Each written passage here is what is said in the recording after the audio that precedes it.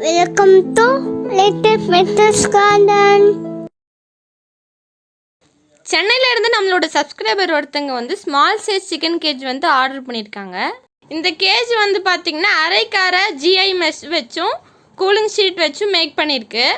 கோழி நிற்கிறதுக்கான இடத்துல plastic flooring use பண்ணியிருக்கு. வெறும் ஸ்டீல் மெஷ்ஷில் நம்ம ஃப்ளோரிங் போட்டோன்னா கோழிக்கு வந்து நிற்கிறதுக்கு கம்ஃபர்டபுளாக இருக்காது. அதோட கால்கள்லாம் உறுத்தும். அதனால் கோழி வளர்க்குறதுக்கு கஷ்டமாக இருக்கும். இதில் நம்ம பிளாஸ்டிக் ஃப்ளோரிங் யூஸ் பண்ணியிருக்கிறதுனால கோழிகளோட விரல்கள் வந்து வளையாது. கோழி நிற்கிறதுக்கு நல்ல க்ரிப்போட கம்ஃபர்டபுளாக இருக்கும். சிக்கன் கேஜில் வந்து ஃப்ளோரிங் சரிவாக இருக்கிறதுனால கோழி முட்டை போடும்போது உருண்டு வந்து முட்டைகள் கலெக்ட் பண்ணுறதுக்காக இருக்கக்கூடிய பேஸ்கெட்டில் வந்து விழுந்துடும். அதில் வந்து நம்ம காக்காவோ கோழியோ எதுவுமே டேமேஜ் பண்ணாது. நம்ம அழகாக அதை எடுத்துக்கலாம். இதில் வந்து கோழிகள் தீவனம் எடுத்துக்கிறதுக்கான ஃபீடிங் ட்ரேவும் ஆட்டோமேட்டிக் நிப்பிள் வாட்டர் சிஸ்டமும் கொடுத்துருக்கனால ரொம்ப ஹைஜீனிக்காக மெயின்டைன் பண்ண முடியும். கோழிகளுக்கு நம்ம செய்யக்கூடிய வேலைப்பளவும் ரொம்ப கம்மியாகும். ஒரு வேளை இதில் இருக்கிற கோழிகள் வந்து ஒன்றுக்கு ஒன்று கொத்திக்குதுன்னா எந்த கோழி கொத்துதோ அந்த கோழியோட மூக்கு கொஞ்சமாக கட் பண்ணி உள்ளே விட்டுட்டோம்னா அந்த கோழிகள் வந்து ஒன்றோட ஒன்று சண்டை போட்டு கொத்திக்கிற அந்த பழக்கம் வந்து விட்டுரும்.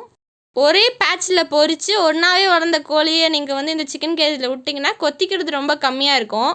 நீங்கள் புதுசாக ஏதாவது ஒரு கோழி விடும் போது தான் அந்த கொத்திக்கிற பிரச்சனைலாம் வரும். ஒன்றுக்கு ஒன்று கொத்திக்கிறத நீங்கள் வந்து கண்ட்ரோல் பண்ணிட்டீங்கனாலே இந்த சிக்கன் கேஜில் வந்து உங்களுக்கு வேறு எந்த சேலஞ்சிங்கான விஷயமும் இருக்காது. நம்ம வெற்றிகரமாக நம்ம பிஸ்னஸை தொடரலாம். நமக்கு தேவையான கறி முட்டைகள் இது எல்லாமே நம்ம இதில் நமக்கு நாமே உற்பத்தி செஞ்சுக்கலாம். கோழி வந்து வேஸ்டேஜ் போடும்போது அது வந்து இந்த பிளாஸ்டிக் ஃப்ளோரிங் வழியாக கீழே விழுந்து கீழே வந்து நம்ம பிளாஸ்டிக் ட்ரே கொடுத்துருக்கோம். அதில் வந்து கலெக்ட் ஆயிரும். அந்த பிளாஸ்டிக் ஃப்ளோரிங்கில் கலெக்ட் ஆகிருக்கிற கோழியோட வேஸ்டேஜ் எல்லாம் நம்ம ஈஸியாக எடுத்து அப்புறப்படுத்திக்கலாம். கோழியோட வேஸ்டேஜ் நம்ம ப்ராப்பராக ஹேண்டில் பண்ணுன்றதுக்காக தான் இந்த ட்ரே சிஸ்டம் வந்து கொடுத்துருக்காங்க.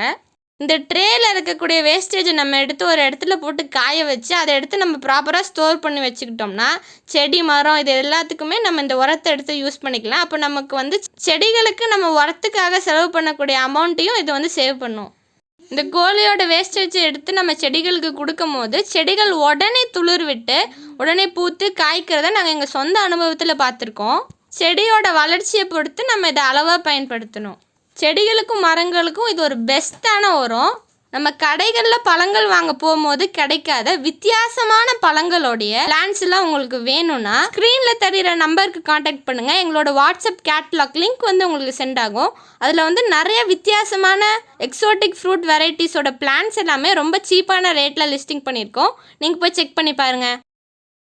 நீங்கள் இந்த சிக்கன் கேஜை வாங்கி வீட்டில் கோழி வளர்க்கணுன்னு ஆசைப்பட்டீங்கன்னா ஸ்க்ரீனில் தெரிகிற நம்பருக்கு காண்டாக்ட் பண்ணி நீங்கள் ஆர்டர் ப்ளேஸ் பண்ணிக்கலாம். தேங்க்ஸ் ஃபார் வாட்சிங்.